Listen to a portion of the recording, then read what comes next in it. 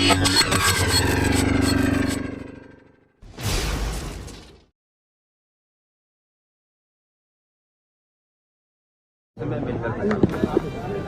क्या किया है और 5 लोग को गिरफ्तार हुए, 2 का हाफ एनकाउंटर किया है। क्या कहेंगे क्या? उत्तर प्रदेश में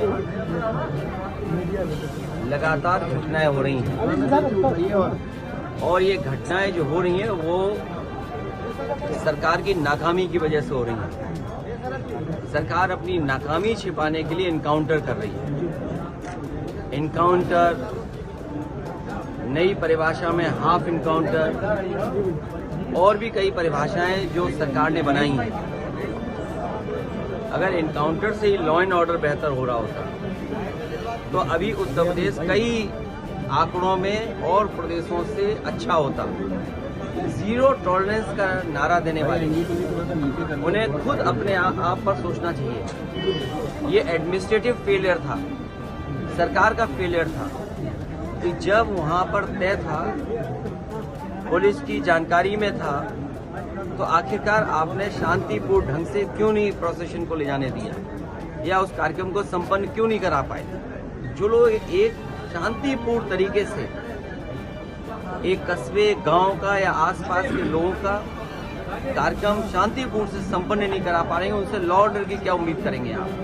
और फिर ये इनकाउंटर, हाफ इनकाउंटर, ये डराने के लिए हैं। आप मुझसे ना नाम बताते ना कुछ बताते, तब भी मैं कह सकता था कि इनकाउंटर किसका किया है इन्होंने।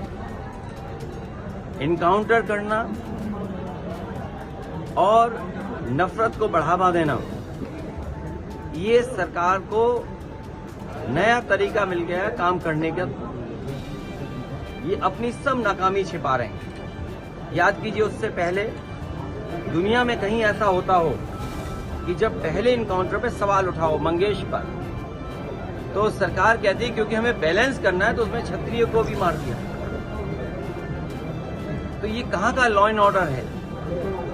कहाँ की व्यवस्था है जहां पर आप बैलेंस करने के लिए किसी की जान ले रहे हैं? और सरकार अपनी नाकामी छिपाने के लिए खासकर इस तरह के इनकाउंटर कर रही है। नेताजी क्या मंगेश क्या जाएंगे? अभी जल्दी उसकी शादी हुई थी, इसलिए उसकी हत्या कर दी जाती है और क्या लाइसेंस बंद हो गए। क्या कहेंगे परिवार के तरफ? मृतक परिवार से मिलेंगे आप? जो घटना हुई दुखद हुई, जो घटना हुई दुखद थी और ऐसी घटना समाज में न हो। जो वहां पर फेलियर था, हमारे साथी ये पूछ रहे हैं कि आप क्या करते या क्या परिवार से मिलेंगे। जो दुखी परिवार होगा उसको न्याय दिलाने के लिए हम लोग काम करेंगे। लेकिन सवाल ये वही खड़ा हो जाता है कि सरकार की नजर में भेदभाव नहीं होना चाहिए।